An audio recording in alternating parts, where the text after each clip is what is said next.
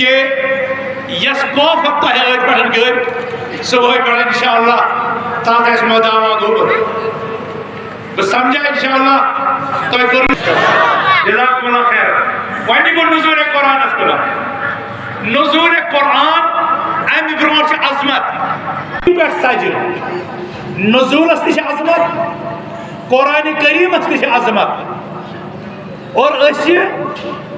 شہر القرآنس اندر وٕنکٮ۪نس شاہ کھالان تہٕ والان یتھ رٮ۪تس کیٛاہ چھُ ناو شہر القرآن یتھ چھِ ونان قرآنُک رٮ۪تھ کمہِ موٗجوٗبن دۄیو چیٖزو موٗجوٗبن چھِ ونان یتھ شہر القرآن مدیرو کانٛہہ انسان چھُنہٕ مےٚ موقعہٕ دِوان بہٕ بیٚہمہٕ ہا دروازٕ پٮ۪ٹھے واپس سارنٕے احکاماتن پٮ۪ٹھ وۄنۍ وۄنۍ چھُ تۄہہِ پنُن پان پنٕنۍ اہل عیال سورُے تھاوُن یتھ میٖزانس پٮ۪ٹھ یمن سرفِ سالہِ ہٕنٛدِس میٖزانس پٮ۪ٹھ اور پتہٕ چھُ وٕچھُن سون تہٕ تِہُنٛد تقابُل اتھ قرآنِ کریٖمس سۭتۍ کیُتھ یہِ قرآن چھُ دُنیاہس منٛز عروٗجُک کامیٲبی ہُنٛد غلٲمی منٛز نیرنُک عزتُک عظمتُک باعث یعنی قرآن تلاوت کرنہٕ سۭتۍ چھِ اُمتن ذلت نیران اور تۄہہِ گژھِ سبق سانُن أسۍ کیازِ چھِ ییٖتِس بٔڑِس ذلتس منٛز قرآنِ کریٖمس سۭتۍ سون رشتہٕ کمزور ٲخرتس منٛز تہِ گژھِ قرآن کِس بُنیادس پٮ۪ٹھ روزِ یُقال لِقارن اللہ والصلاة والسلام علی رسول اللہ وعلی آلہ وصحبہ اجمعین جی محترم جیسا آپ جانتے ہیں کہ جمعیت اہل حدیث جموں کشمیر ایک دعوتی تعلیمی تربیتی رفاہی اور سماجی خدمات کی تنظیم ہے یہ پورے رمضان میں عظیم الشان کانفرنسوں کا انعقاد کرتی ہے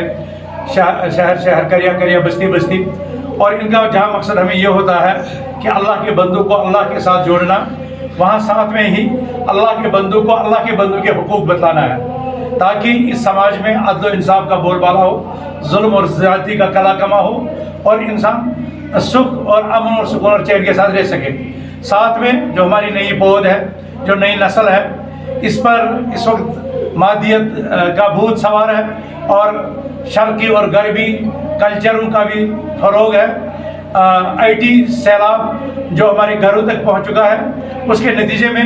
خیر و شر کی تمیز ختم ہو چکی ہے اور آئے روز ہمارے بچے ڈرگ ایڈکٹ بنتے جا رہے ہیں تو جمعیت اہل حدیث جموں کشمیر ان پروگراموں کو وسیع پیمانے پر اس لیے منعقد کرتی ہے تاکہ ہم بے خبر لوگوں کو خبردار کریں بے علم لوگوں تک علم کا نور پہنچائے اور معاشرے کے وہ طبقات جو دین سے دنیا سے اخلاقیات سے کردار سے دور ہیں اور وہ آسانی سے اغیار کی دشمنی کا شکار ہو کر کے منشیات اور ڈرگز کا شکار ہو جاتے ہیں تو ہماری کوشش رہتی ہے کہ اسلامی معاشرہ کے تحت ہم ایسے موضوعات کا انتخاب کریں تاکہ ہماری نسل ان تمام آلودگیوں سے بچ سکے. ڈاکٹر صاحب ڈرگز کی جو آپ نے بات کی منشیات کی جو آپ نے بات کی ہمارے جناب جیسا کہ آپ نے فرمایا اس کی معاشرے میں کسی بھی برائی کا جو سب سے بڑی جو وجہ یا بڑا جو سبب ہوتا ہے وہ ہے لا علمیت وہ ہے اس کی نتائج بد سے لا علمیت. ایک انسان کو یہ نہیں پتا ہے کہ اگر میں اس لت میں گرفتار ہوا تو یہ میرے مستقبل کو میرے مال کو میری جان کو بلکہ میرے گھر کو کس طرح کھوکھلا کر کے رکھ دے گی. بچہ یا کوئی بھی فرد سب سے پہلے ان عواقب سے نا انجان بے خبر اور لا علم ہوتا ہے. تو اسی طرح دوسری بات یہ ہے کہ آپ جانتے ہیں کہ اس وقت اچھے ساتھیوں کے مقابلے میں رفقاء سوء کی کثرت ہے برے دوستوں کی کثرت ہے جو کسی نہ کسی ذریعے سے اس لت میں پہلے گرفتار ہوتے ہیں اور ہم اپنے بچوں پر نگرانی کم والدین اپنے بچوں پر نگرانی کم کرتے ہیں اور وہ ان کے اٹھنے بیٹھنے والے یاروں دوستوں